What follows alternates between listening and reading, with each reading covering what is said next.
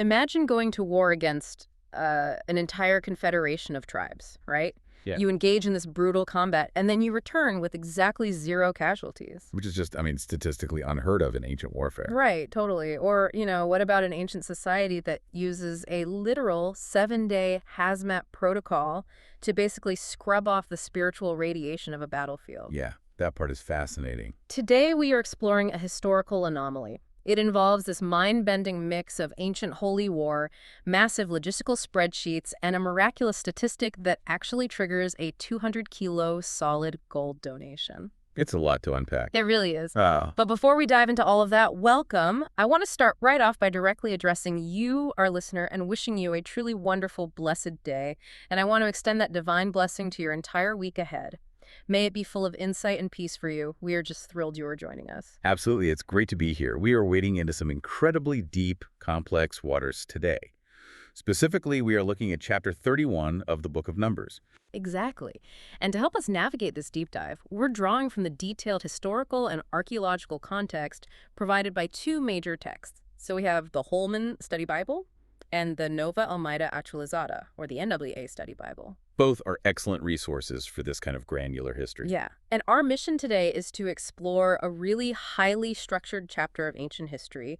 We want to extract these fascinating insights about their ancient theocratic society, their military protocols, and the meticulous legal frameworks of the time. And we should probably clarify our approach here. Right. Good point. Let's be clear right up front. We are looking at this strictly through a historical and analytical lens. We aren't taking sides on the really heavy moral questions this text brings up. Our goal is simply to understand how these ancient people operated and what the text actually says. Which is crucial because, well, to understand the aftermath of this massive conflict, you first have to understand exactly who is fighting, why they are fighting, and the profoundly unique nature of this ancient army. Right. So let's set the stage for everyone. The target of this military campaign is a group called the Midianites. And historically speaking, this is an enigmatic, nomadic, or maybe semi-nomadic confederation of tribes. Yeah, they operated mostly out of the northern part of what is now Saudi Arabia. Okay, and who exactly were they in relation to the Israelites? Well, they're a really fascinating group. Lineage-wise, they are actually descendants of Abraham through his concubine, Keturah. Oh, wow, so there's a distant familial link there. Exactly. But by this point in history, they are very culturally distinct. Right. And they frequently allied with other regional powers, like the Moabites, for example, to oppose Israel's migration. So the text says God commands Moses to execute vengeance on the Midianites.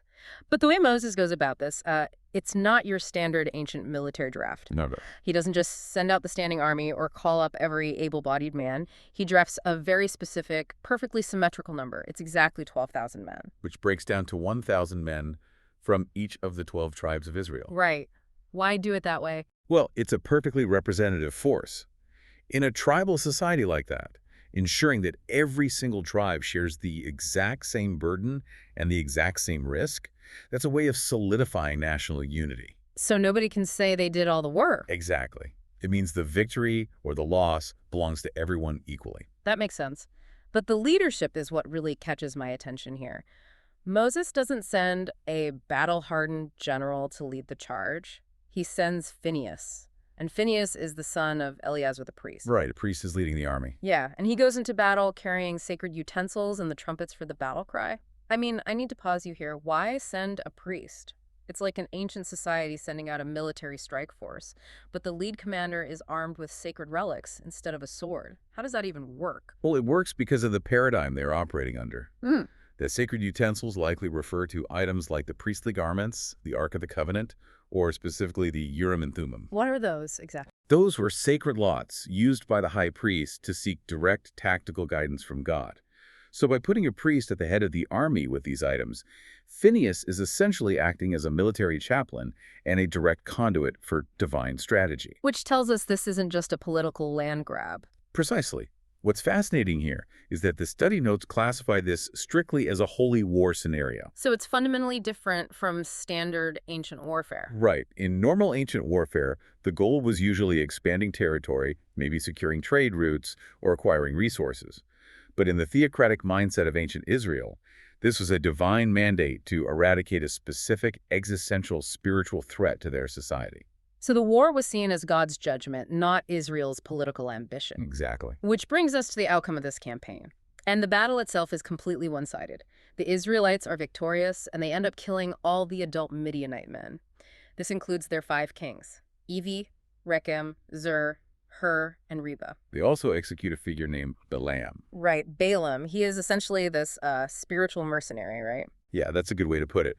Earlier in the historical narrative, he was hired by foreign kings to curse the Israelites, but he actually found himself unable to do so. So with the leadership and the adult men wiped out, the Israelite soldiers gather up all the surviving women, the children, the livestock, and the goods, and they bring this massive caravan of captives and plunder back to Moses at the plains of Moab. But Moses doesn't give them a hero's welcome. No, he doesn't. He goes out to meet them, and he is profoundly indignant with the military commanders. He is just furious that they let the older women live. Which leads to a really harsh directive. Yeah, he issues an order that is honestly incredibly jarring for a modern listener to process. He orders the execution of all the Midianite women who had been intimate with men, and the execution of all the male children. Only the young virgin females are spared. It is a very heavy moment in the text. Okay, let's unpack this. I have to push back thoughtfully here. This is so severe and irreversible. How do the historical notes contextualize Moses' intense reaction? Well, if we connect this to the bigger picture, you have to look at the immediate history between Israel and Midian.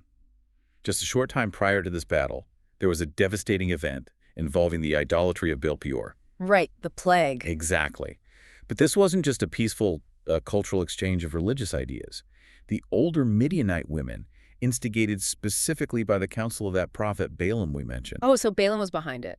Yes, they infiltrated the Israelite camp and used seduction to draw the Israelite men into sacrificial feasts and sexual rites dedicated to a foreign god. And that spiritual subversion had massive physical consequences. It led to a deadly plague that wiped out a huge portion of the Israelite population. So when Moses sees these specific women brought back alive, he doesn't see innocent civilian bystanders. He sees the people who just caused the plague. Right. In his eyes, and under the strict rules of this holy war, these women are active combatants who had just nearly destroyed Israel from the inside out using spiritual weaponization. So sparing them would be bringing the very source of the plague back into the heart of the camp. Exactly. But what about the male children? That's the part that is really hard to grasp. That ties directly into the brutal reality of the ancient Near East. You have to remember, there were no international courts or peace treaties that held weight across generations back then. So it was about survival. Yes. Executing the male children was an ancient mechanism to prevent blood vengeance. A surviving male heir was culturally and legally bound by blood to eventually avenge his father and rebuild his nation to strike back. So Moses is ensuring the complete, permanent neutralization of the Midianite threat. That's what the text indicates, yes. And I want to note here for you listening, if you look at how scholars approach this, you really see 2 distinct lenses in the study note. Yeah, that's an important distinction. Modern historical critics generally view this holy war mentality, with its total destruction, as a primitive, harsh development that was just common among ancient Near Eastern peoples. But on the flip side, theological defenders argue within the framework of the text itself. They say this was a highly specific, unrepeatable mandate. In that view, it was deemed absolutely necessary to ensure the survival of the fragile Israelite theocracy by completely eradicating the source of idolatry before they crossed the Jordan to enter Canaan. And we aren't here to arbitrate that debate, but No. it is essential to understand those 2 frameworks when you're reading the text. Definitely. So Moses has just issued this brutal decree for the survival of the nation.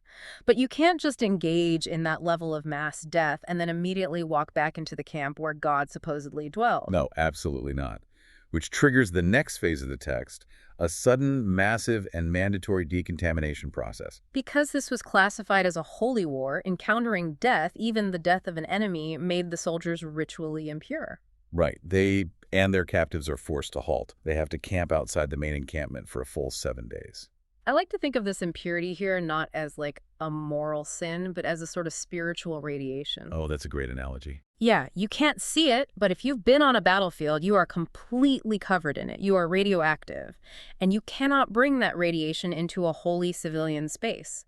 So this 7-day washing process is essentially their version of an ancient hazmat protocol to scrub that radiation off. And the mechanics of this purification are incredibly specific.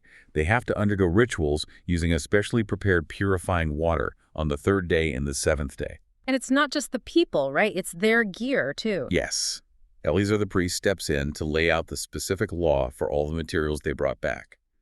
He says anything that can withstand fire, so metals like gold, silver, bronze, iron, tin, and lead, they must physically pass through fire and then be washed with the purifying water. Wow. And what about the things that would just burn up? Anything flammable, like wood, leather, or objects made of goat hair, must be washed thoroughly in water alone.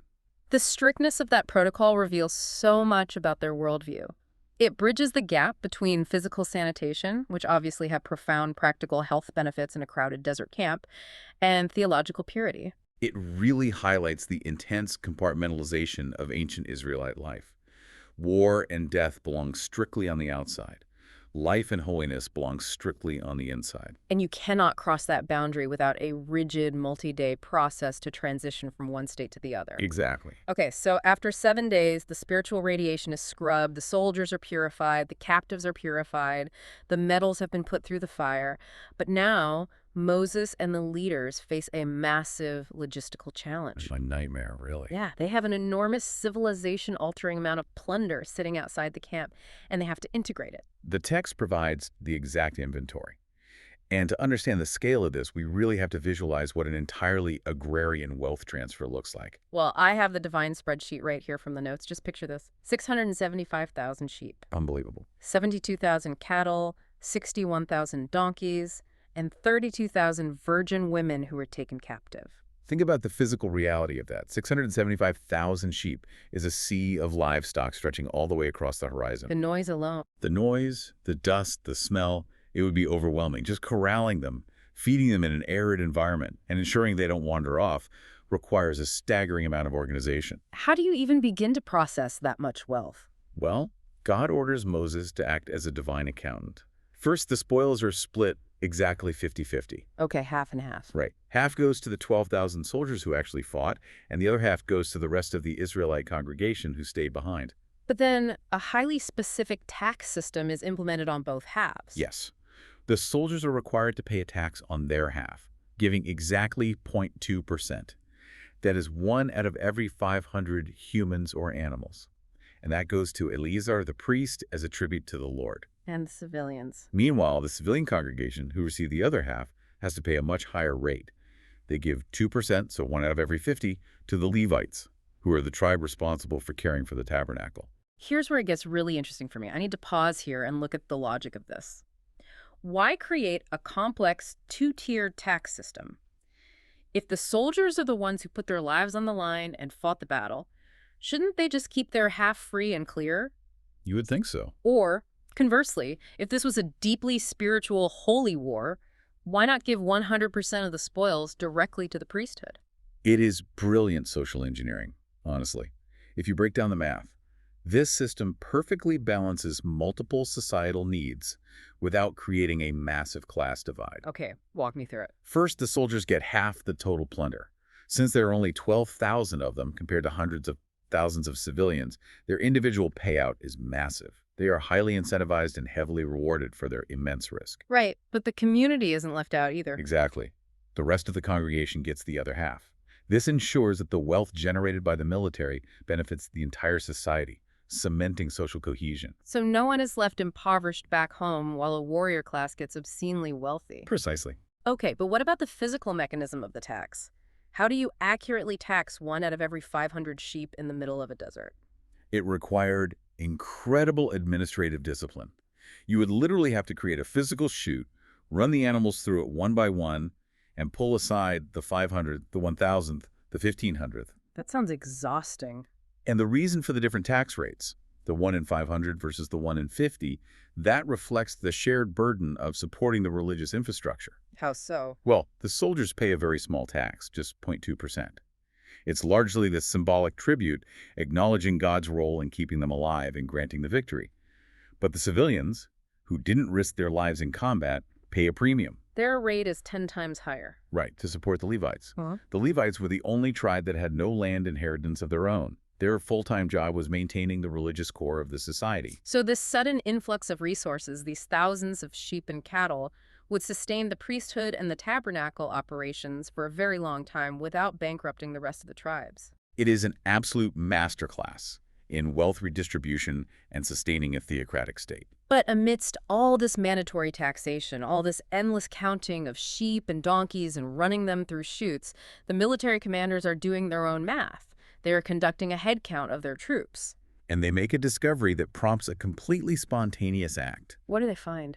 The commanders of the thousands and the hundreds come to Moses, and they report an impossible statistic. Out of the 12,000 soldiers deployed into combat against an entire confederation of tribes, not a single man is missing. 0 casualties. In ancient hand-to-hand combat, that doesn't just happen. No, it's a miracle. So, overwhelmed by this realization, the commanders bring a voluntary offering to Moses and Eleazar. They bring all the gold articles they personally found or took as plunder on the battlefield. We're talking armbands, bracelets, signet rings, earrings, and necklaces. But the text uses a very specific word here. It says, they brought this gold to make atonement. Atonement for what? I mean, they just won an impossible victory. They didn't lose anyone. What are they atoning for? To understand that, you have to look back at ancient Israelite law, specifically Exodus chapter 30. In their legal framework, taking a military census, counting your fighting men, was considered a spiritually dangerous act. Wait, really? Why is counting dangerous? Because taking a census was seen as relying on human strength and military might rather than trusting in divine protection. It was a subtle form of arrogance. Oh, I see. So the law required a physical ransom, a price to be paid, for each life counted during a census to prevent a plague from breaking out among the people as a consequence of that pride. So the commanders finish their head count and suddenly realize, hey, we just counted our men, and against all odds, every single one of them is alive. Exactly. God literally protected every single life, and now we owe a ransom for these lives we just audaciously counted. They recognize the divine intervention and immediately move to pay the ransom. The total weight of the gold they bring is 16,750 shekels. Which is an insane amount. If you do the math on those ancient shekels, that translates to roughly 200 kilograms of solid gold. Oh. That is over 440 pounds of solid gold jewelry dumped at the feet of Moses. They take this massive fortune, and it is placed inside the tent of meeting as a permanent memorial. This raises an important question, though, about the difference between mandatory obedience and generosity. Yeah, so what does this all mean? Because this massive 200-kilo gold rock isn't part of the mandatory 1 in 500 tax we just talked about? No, not at all. It's an expression of absolute shock, relief, and deep gratitude from battle-hardened commanders who realize they just experienced the impossible. It really is a beautiful contrast. It is. In the middle of the chapter, we saw the strict mandatory obedience required by the law. The rigid rules for washing metal in fire and water. The exact percentages of the tax, that was expected. It was a baseline of their society. But this gold offering is different. Yeah, this is sacrificial generosity born out of recognizing a miracle. It's the difference between doing what you are legally obligated to do and responding voluntarily to a reality that completely shatters your expectations. We have covered an immense amount of ground today in this deep dive of Numbers 31. We really have. We walked through the brutal, uncompromising realities of an ancient holy war and unpacked the heavy historical context and ancient Near Eastern mechanisms behind Moses' severe orders. And we examined that strict 7-day ancient hazmat protocol, looking at how they systematically scrubbed away the spiritual radiation of death before re-entering the camp. We explored the divine spreadsheet, visualizing 675,000 sheep, and that genius two-tiered tax system designed to balance military risk with social cohesion. And we ended with an impossible statistic, 0 casualties, and a spontaneous 200-kilo offering of pure gold. It's a chapter that challenges us to think deeply about how ancient societies structured their lives, managed their wealth, and navigated that really intense boundary between war and holiness. I think there is a really interesting thread here that we can pull into our modern lives as well. We talked extensively about how the Israelites had a literal 7-day physical and spiritual protocol for leaving the mindset of war before they were allowed to re-enter civilian life. Right, they couldn't just walk straight from the blood of the battlefield into their living rooms. Exactly. It makes you wonder, What does our modern society's version of that look like? That's a great question. How do we ritually process and cleanse ourselves from the heavy, stressful conflicts of our own daily lives? Whether that's fighting battles at work, navigating toxic environments online, or dealing with community struggles, how do we decompress before we bring that heavy energy home to our families? That is a brilliant point for you to reflect on and a perfect place to leave it for today. We want to thank you again for taking this journey with us into the past. It's been a profound exploration, and we are so glad you were here for it. Until next time, God blesses all the listeners. Have a wonderful day.